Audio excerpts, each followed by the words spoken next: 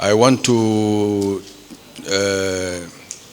to take note of the fact that while preparing this document, it's not something thought in the boardrooms, but information we gathered the last 1 year while we were traversing Garissa County from the south to the north, west to the east.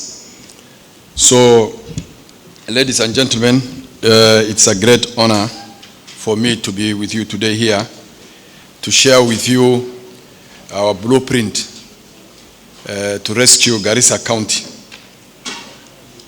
There is no doubt that we all agree that our county has broken down, and our governments for the last 10 years of devolution described as a failed project. Our systems in Garissa County is dysfunctional. Services to the people is no longer a priority for those in leadership, and it therefore calls for our concerted and focused efforts. This matter is of urgency. The rescue of Garissa County is a matter of urgency, and together, as people of Garissa County, we need to fix this broken, dysfunctional, and failed government. And this, I must tell you, must happen this time. We are 10 years into devolution, and 2 governors with a whopping 80 billion budget allocation from the national government, yet Garissa County is facing a monumental crisis, water crisis. As you all know, Garissa County and its metropolis is thirsty. The situation is so dire that our school-going children after school are pushing jerrycans along the roads to get water from the nearest point they can get, including from the rivers. And this cost is a cost of mismanagement for the last few years of devolution and corruption. Now, while traversing Garissa County, unfortunately, we have had to listen to very sad stories our people are giving us, were telling us. Very sad, some of them. We had a situation in some of the villages of Garissa County, water pumped from River Tana 3 kilometers by another county into our county for their community, and we are buying the same water from them from 20 shillings a jerrycan. While Tana River County budget allocation is almost half of what is allocated to Garissa County. In 2022, Madogashe town, one of the oldest towns in this county, is getting water from dry riverbeds. We have a situation, we had stories that made us cry by mothers in Khudbadi town, Khudbadi location, Khudbadi village, that they have to trek 8 kilometers to the forest, into the forest, to the river, to get water from the river. And sometimes they have to contend with the fact that their girls are abused along the way while fetching water. That said, according to the records we have, Garissa County spent 10.3 billion shillings 10.3 billion shillings and allocated to the Department of Water 10.3 billion shillings. You can imagine that figure to Garissa Water Department.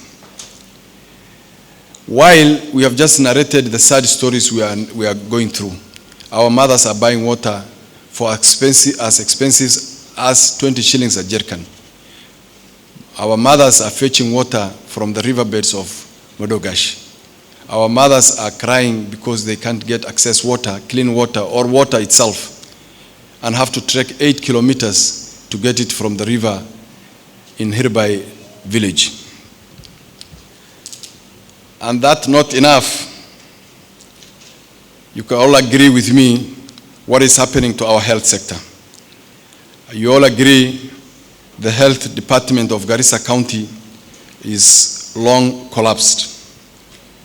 Our hospitals are facing acute shortage of medical supplies, scarcity of ambulance services, lack of oxygen in the midst of the last pandemic.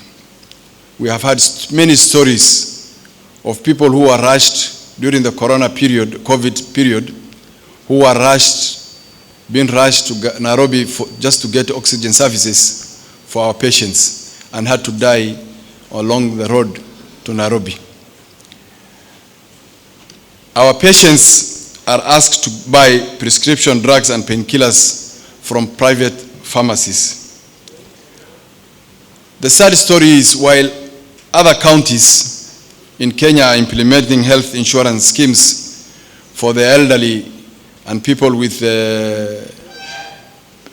preconditions, we in Garissa are struggling to supply medicine and provide those basic pharmaceutical and non-pharmaceuticals in our hospitals.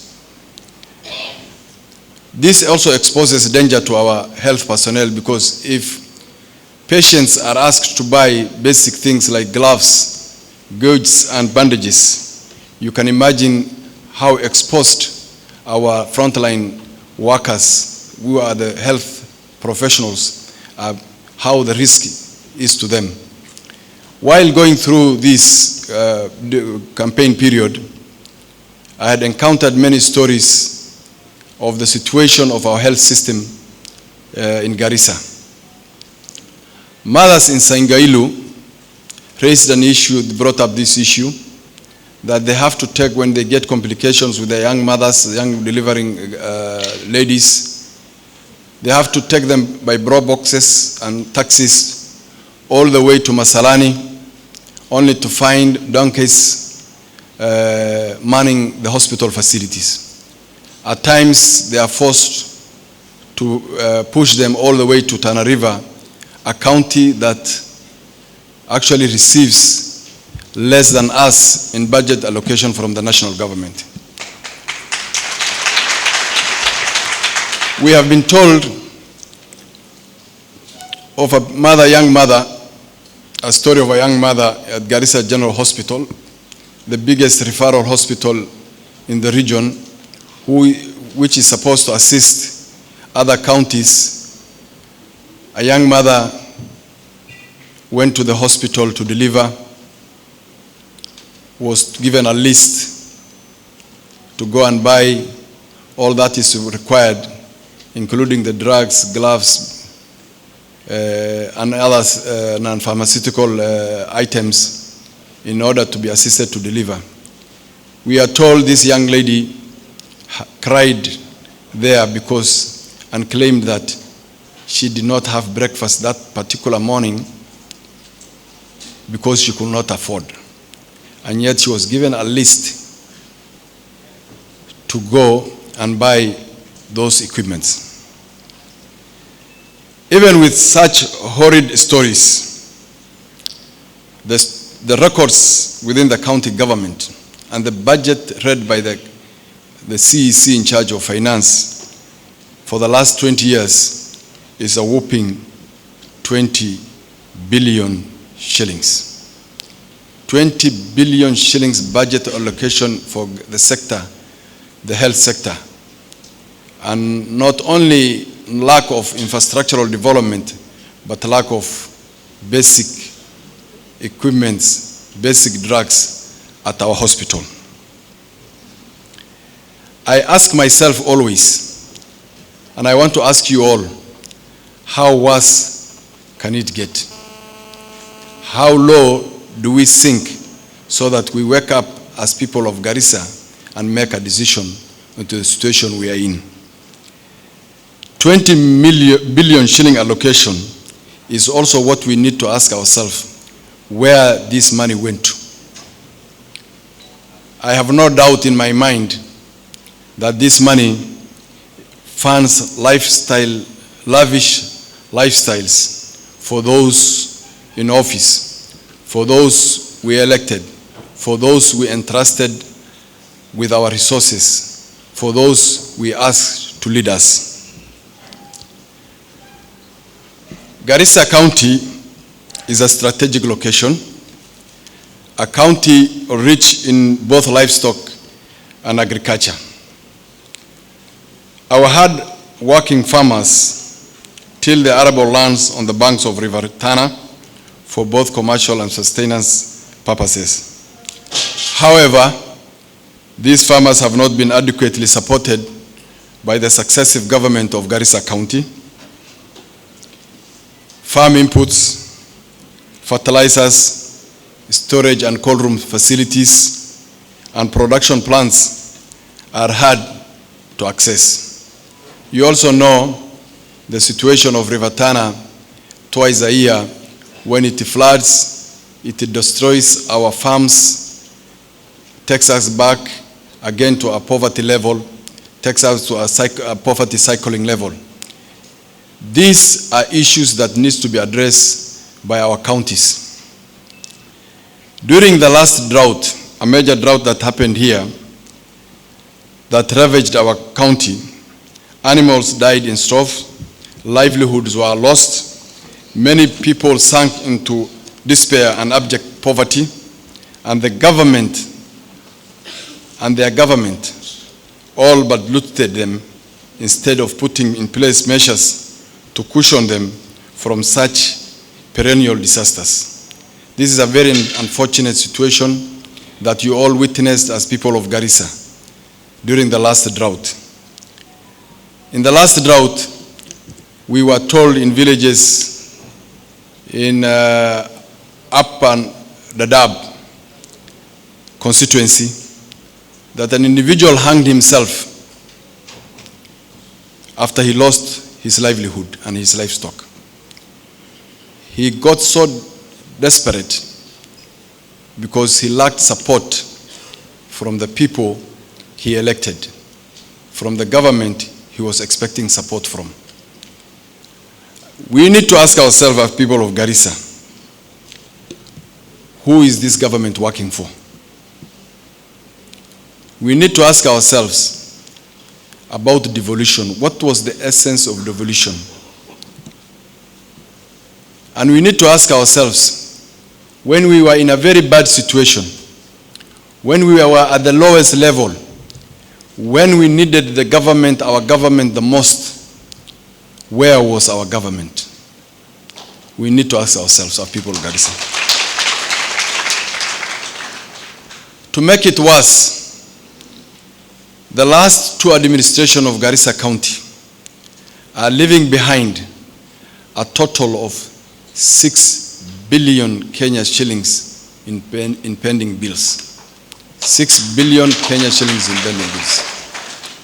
We had a story of a mother in Masalani who narrated to me individually that her husband died while in debt, but the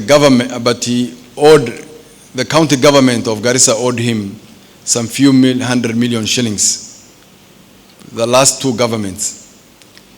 Now his children are under a lot of pressure to clear that debt. We have families here, we have people here, even in this hall today, who could narrate similar stories where they are selling their properties to service bank facilities they took because of services they provided to the county government of Garissa.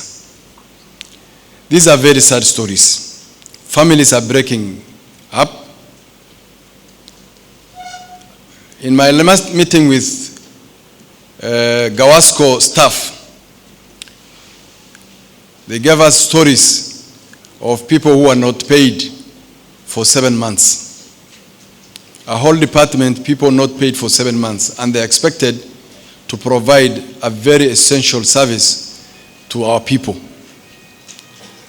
We have stories from them, people who committed suicide because of that. They have given us stories of the fact that their families have broken down as a result of not being paid what was due to them.